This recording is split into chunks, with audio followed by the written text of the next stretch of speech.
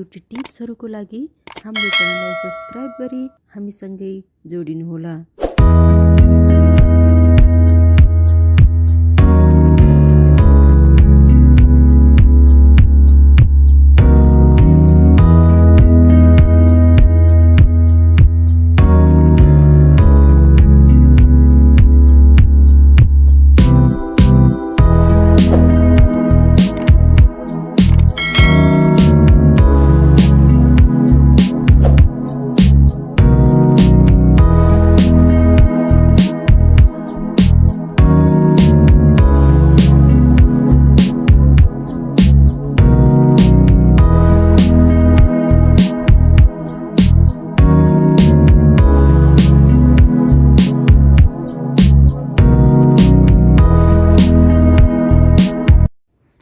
नयाँ ब्युटी टिप्सहरूको लागि हाम्रो च्यानललाई सब्स्क्राइब गरी हामीसँगै जोडिनुहोला।